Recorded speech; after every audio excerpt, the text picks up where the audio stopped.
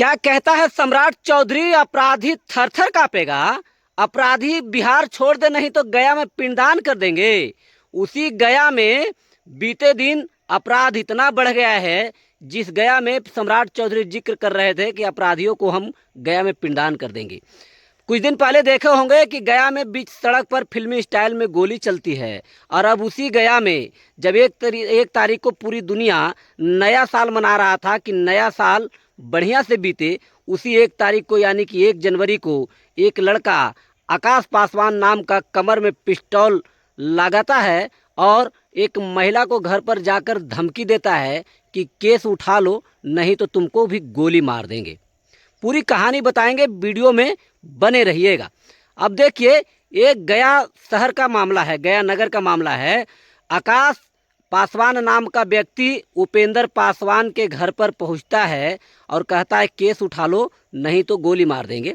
अब देखिए, दूसरा वीडियो में ये भी देखा गया कि उपेंद्र पासवान का दूसरा जो बेटा है वो भी हाथ में पिस्टल लेकर यानी कि आकाश पासवान को मारने के लिए निकलता है।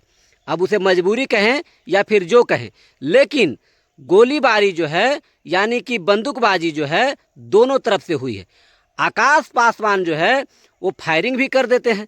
जब महिला को कहता है आकाश पासवान कि केस उठा लो नहीं तो गोली मार देंगे, तो महिला जो उपेंद्र पासवान की जो पत्नी होती है वो कहती हैं चलाओ गोली, हिम्मत है तो, और आकाश पासवान जो है गोली चला भी देता है। वही उपेंद्र पासवान का जो बेटा है, दूसरा बेटा, वो भी पिस्टल लेकर देखा जाता है। अब देखिए आकाश पासवान का गुनाह क्या है, आकाश पासवान और उपेंद्र पासवान कौन है। तो कुछ दिन पहले उपेंद्र पासवान का एक बेटा का हत्या हो गया। उसी हत्या के मामले में जो आकाश पासवान पर केस की जाती है यानी कि मर्डर केस का उस पर केस लगा होता है और आकाश पासवान बेल ले लेता है। बेल लेने का नतीजा ये हुआ कि आकाश पासवान, देखिए, एक तो उपेंद्र पासवान का बेटा का हत्यारा है, उपेंद्र पासवान का बेटा के केस में अभियुक्त है। उपेंद्र पासवान का बेटा एक जो है वो मर गया और गुनाह जो है आकाश पासवान पर लगा, जो कमर में पिस्टल लगते हुए देखा गया। अब आकाश पासवान का कहना है कि केस उठा लो वरना हम तुम लोगों को भी मार देंगे। तो उपेंद्र पासवान का जो बेटा है यानी कि उपेंद्र पासवान का जो बेटा है, जो पहले एक बेटा मर चुका था, दूसरा बेटा है, वो भी हाथ में पिस्टल रखते हुए दूसरा सीसीटीवी में देखा गया। अब देखिए सम्राट चौधरी के प्रशासन क्या कर रही है। ये मामला जब 1 जनवरी का है तो सम्राट चौधरी का प्रशासन क्या कर रहा है, कहाँ सोया था।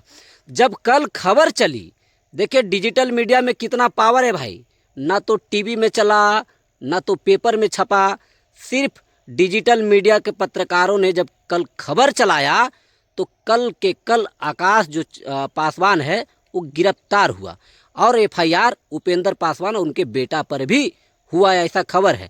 क्योंकि उपेंद्र पासवान का बेटा भी पिस्तौल हाथ में लेते हुए दूसरा सीसीटीवी में देखा गया, जहां पर आकाश पासवान जो है उपेंद्र पासवान के घर पर बंदूकबाजी करने के लिए आए थे और फायरिंग भी किया।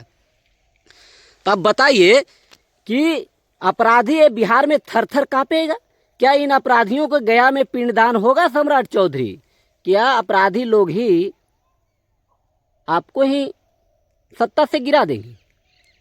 न तो बिहार में अपराध कम होगा सम्राट चौधरी जी, न तो अपराधी थर थर कांपेंगे, न तो अपराधी बिहार छोड़ेंगे और ना ही तो अपराधियों को आप गया में पिंडदान कर सकते हैं।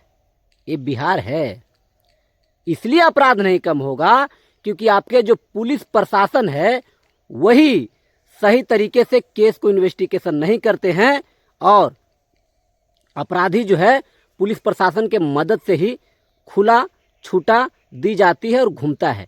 सोचिए कि जब 1 जनवरी का मामला है तो उसी दिन आपके पुलिस प्रशासन अगर गिरफ्तार कर लेती तो मामला इतना बढ़ता नहीं।